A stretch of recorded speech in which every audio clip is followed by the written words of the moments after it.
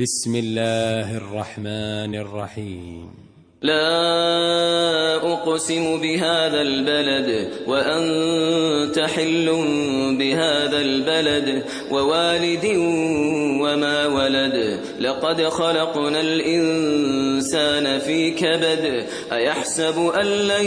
يقدر عليه أحد يقول أهلكت مالا لبدا أيحسب أن لم يره